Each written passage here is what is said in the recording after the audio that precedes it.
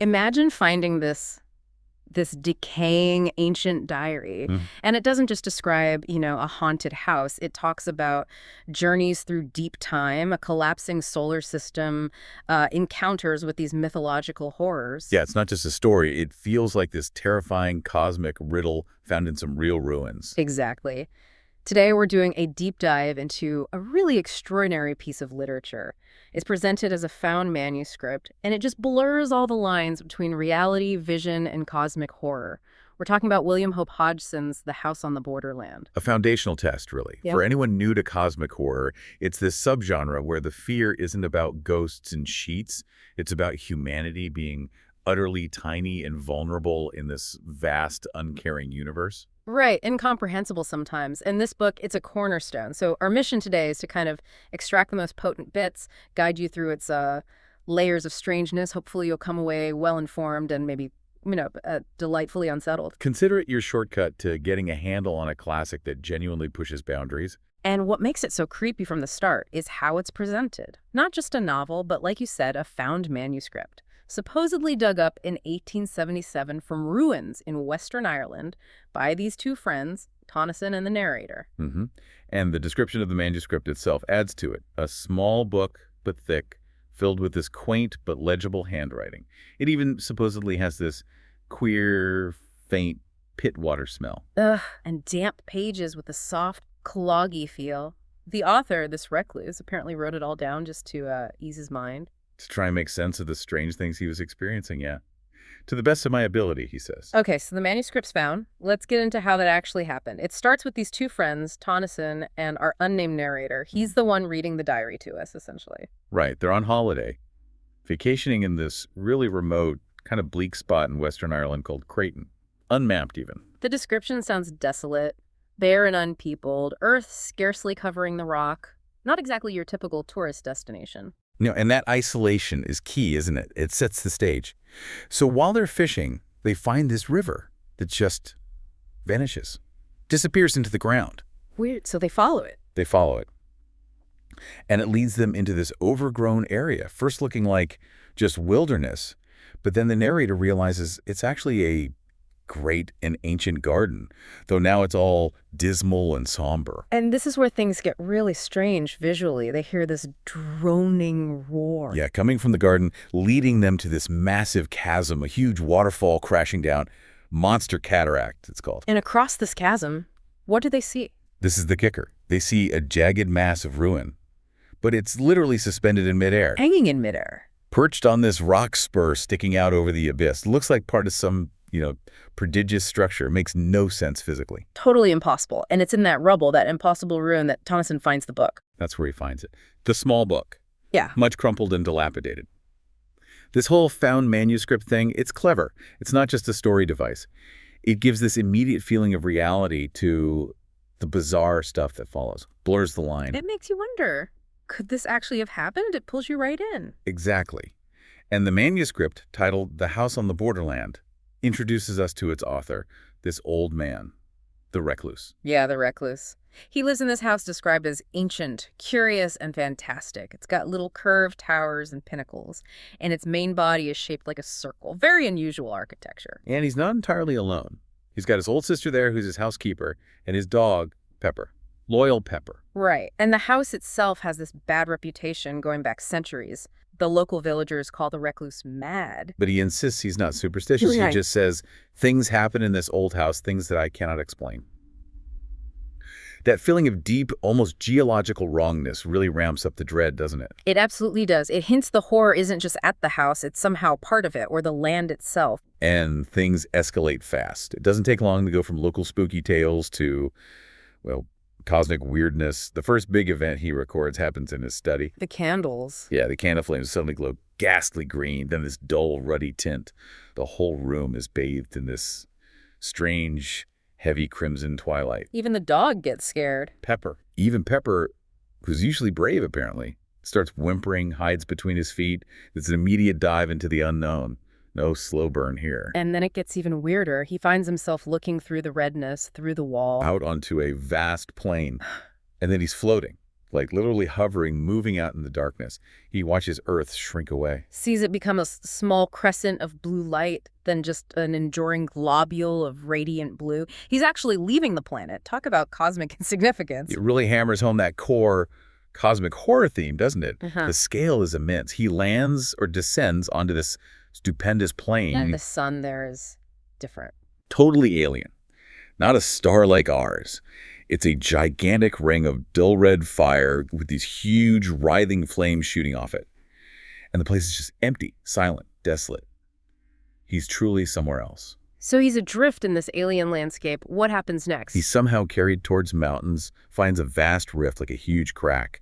And looking through it, he sees this enormous arena. An arena, like a stadium. Yeah, huge. And in the middle of it, there's this stupendous structure built apparently of green jade. Green jade. Wait, didn't you say his house? Exactly. Here's the mind-bending part. This massive greenhouse is identical to his own house back in Ireland, save in color and its enormous size, he writes. Whoa, okay, so what's the connection? Is his house some kind of portal, a reflection? How can it be in both places? That's the central mystery, isn't it? Hodgson's playing with huge ideas here, cosmic echoes, maybe alternate dimensions. This house isn't just haunted, it seems to be a fixed point, a kind of anchor or gateway across space and maybe even time. Which makes the horror feel baked into reality itself, not just one location. Precisely. And in that arena, around the greenhouse, he sees things. Huge, terrifying shapes among the rocks. What kind of shape? An enormous equine head, like a horse, which he somehow identifies as Set, the Egyptian god. Then a black, four-armed figure with skulls. Kali, the Hindu goddess. A gray shape with a massive head but no eyes. And this livid mass with a half-animal face. So, actual gods. Or something presenting as gods. He wonders at himself. He asks if maybe the old heathen worship wasn't just superstition, but maybe held a distorted truth about these beings. Are they ancient cosmic entities that humans glimpsed and turned into myths? That's a classic cosmic horror trope, right? Ancient myths as misinterpretations of alien realities. It gives you chills. It does. He speculates maybe they're in some state of life and death or deathless trance. The immortality of the gods, perhaps. Okay, that's heavy. And then the swine things show up. Then the swine thing. While he's still observing this arena, this gigantic thing with a swine face appears. It glows, moves almost upright, and it's trying to get into the greenhouse. Trying to break in. Seems like it. Searching for a way in, making this deep, booming note. And as this is happening, the recluse finds himself rising up, looking down on it as it roots around below. A really disturbing primal image. So that's the vision, but then things start happening back at the actual house in Ireland, right? Months later. Yes, the cosmic visions seem to bleed into physical reality. It starts with Pepper, the dog. His savage barking leads the recluse out to the pit, this deep ravine behind the house. And Pepper gets hurt. Attacked by something, comes back with a great claw wound. The recluse just catches a glimpse of something livid white vanishing into the bushes. So the threat is becoming tangible now, not just visions. Exactly. And then comes a really direct encounter. He sees a creature peering into a study window. What does it look like? Pig-like, he says, but with a grotesquely human mouth and jaw. Small eyes, queer ears, and the eyes, they sometimes glow with a horribly human intelligence. Yeah. And it has these webbed, claw-like hands, like an eagle's talons. He feels this overwhelming abhorrence. He knows these aren't just beasts, they're superhumanly foul. And it doesn't stop there. It escalates to a full-on attack. A siege, really. There's a landslip at the pit, the ravine, and it seems to unleash a whole horde of them. He now identifies them as definitely intelligent, something beyond human, yet in no good sense. They attack the house itself. They do. He hears this hideous chorus of bestial shrieks coming from like the bowels of the earth, and horrible grunting and squealing that somehow has sense and meaning. They're trying the doors with their claw hands. Terrifying. He has to fight them off. Yeah, he barricades himself in, reinforces the place. It's this desperate claustrophobic fight against something. Unholy. This forces him to check out the rest of the house, including the cellars. Right. He explores the cellars, which are described as huge, gloomy caverns. And down there, he finds it. A ponderous trap door, black with age. A trap door leading where? He doesn't know initially. He opens it and thinks he hears. Maybe. Mocking, suggestive laughter. He dismisses it at first. But he connects it later. He connects it to the pit outside. He figures the arched hole in the ravine must be where these swine things came out from some unholy place in the bowels of the world. And he realizes something crucial about the house's position. Yes, he realizes the house isn't just near the pit, it's built over it. It's supported upon a tremendous arched roof of solid rock, directly above what he calls a greater, more stupendous pit. So the house is literally built on the edge, on the borderland, above this abyss. Exactly. The horror isn't just invading, it's the foundation. It's underneath him. That's deeply unsettling, and this leads him to actually go down there. He feels compelled to. He takes Pepper and makes this incredibly dangerous journey down into the passage beneath the house. What do they find? They find that vast pit he suspected was there within the tunnel system. And the disaster strikes. Heavy rain causes a flash flood in the passages. Oh no, he gets swept away. Nearly swept into what seems like a bottomless hole. But Pepper saves him. The dog manages to drag him to safety. Heroic Pepper. Good dog. What happens when he gets back? He finds a ravine outside the pit, has flooded completely. It's now a large lake. The water has risen so high, it's sealed the entrance to the underground passage he just explored. So the way down is blocked. Sealed by water. All that's left is this continuous bubbling and a sobbing gurgle coming from the lake. The immediate physical threat seems contained, for now. But it's not over psychologically, is it? Not at all. This is where it gets insidious. He talks about this inexplicable desire to go back down and reopen that cellar trap door. He has to fight it like an unholy thought of self-destruction. The abyss isn't just below him, it's starting to call to him. Wow. That psychological element is intense. And around this time, he has another vision, doesn't he? A different kind. Yes, a very profound, almost melancholic one. He sees his lost love. His lost love.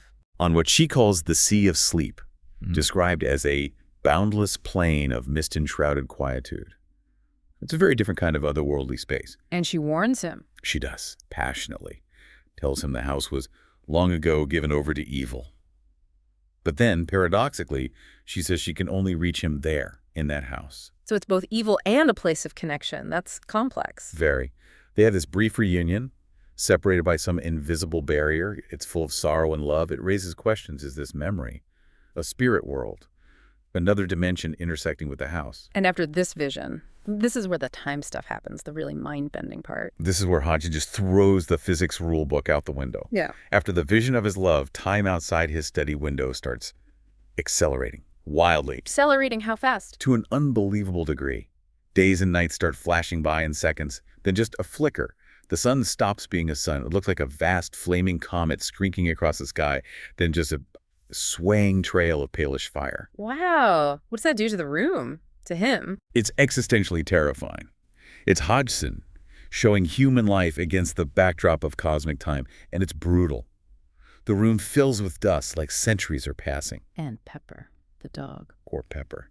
In what feels like the flash of a day to the recluse, the dog ages, dies, and crumbles into a moldering heap of bones and dust, right before his eyes. Oh, that's horrific. And what about the recluse himself? He looks in a mirror, sees himself instantly aged into a bent, decrepit man, wrinkled like he's lived a century, hair turned silvery white.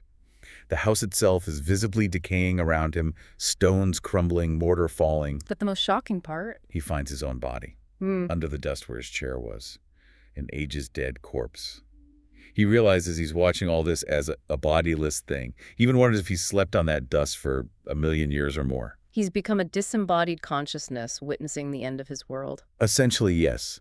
It's the ultimate expression of cosmic horror, not just dying, but becoming utterly irrelevant, watching everything decay on an unimaginable timescale. And the sun continues to change. It dims dramatically. That fiery, gloomy curtain of flame fades, turns coppery, then purplish.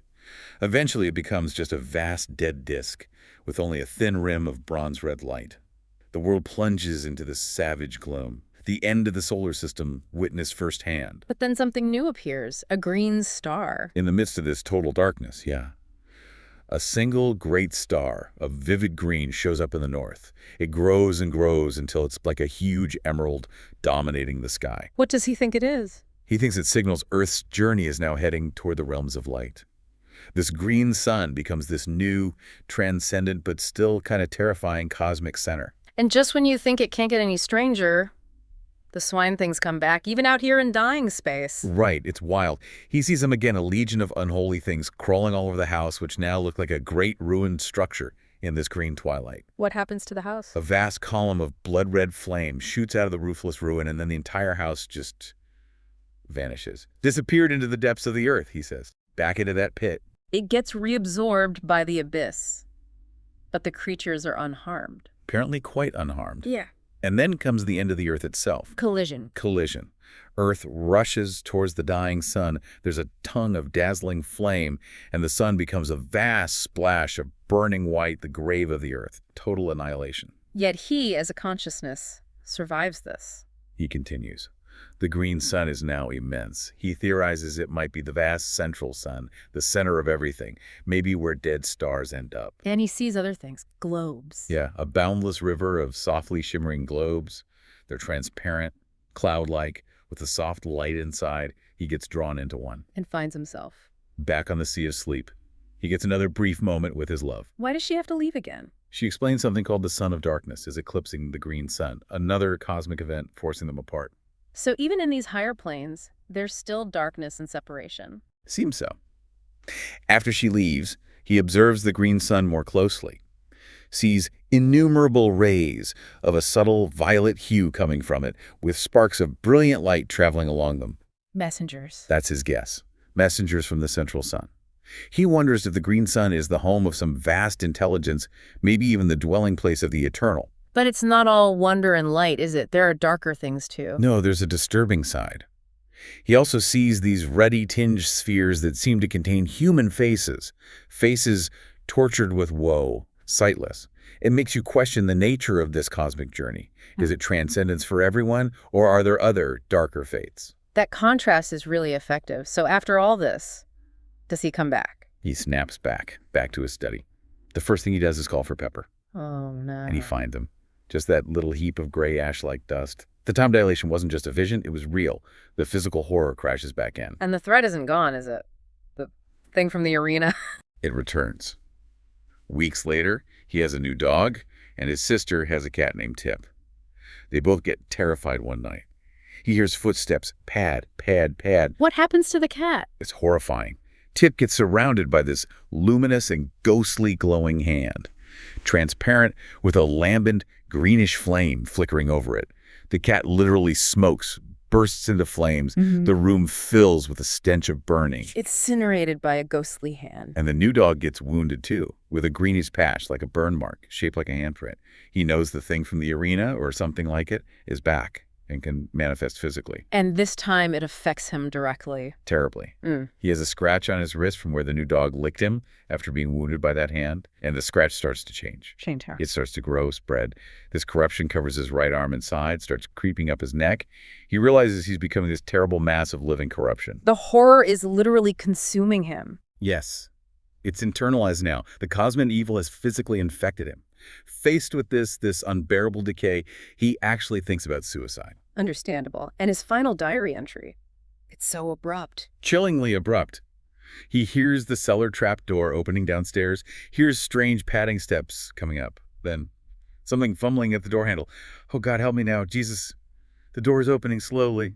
Something. And that's it. Cut off. That's it. End of manuscript. Yeah. Just stops, leaving you right there in that final moment of terror. The found manuscript idea pays off hugely there. It feels so raw, so immediate. Forces you to imagine the ending. So afterwards, the narrator and Tonneson are left trying to make sense of it all. The narrator asks Tonneson straight up, was he mad? And Tonnesson's reply is just emphatic, no. That certainty is powerful. Even the narrator, who was skeptical, is swayed, partly because they both share this residual, odd fear of the gardens around the ruin. Their own experience lends it weight. And they try to corroborate it locally. They talk to an ancient man in the village, Creighton, and he confirms, yes, there was a great house in that garden, shunned for centuries, known as unholy and dreadful. He remembers the recluse and his sister moving in, living in isolation. And the final confirmation, the most physical proof. The local carrier, the delivery guy basically, reports that one day the house was just gone. Disappeared bodily, replaced by a stupendous pit. The villagers confirm this. The villagers confirm it. The house vanished into the abyss, just like the manuscript described in that final vision. It gives this horrifying credibility to the whole insane story. The author's identity, though, is lost, buried forever. So they leave Creighton, completely spooked, And we're left with this incredible story, a journey through one man's mind, maybe through actual dimensions, across eons. It leaves you with so many questions. Was it real? Was it a mental breakdown projected outwards? A metaphysical exploration? Hodgson leaves it brilliantly ambiguous. That's why it sticks with you. It's a cornerstone of cosmic horror for a reason. The manuscript ends, but the feeling, the questions, they linger, don't they? They absolutely do. So next time you get that strange little chill, or maybe see something that looks familiar but feels wrong, maybe consider the borders of your own reality. How much are you willing to unpack about what might lie just beyond the edge?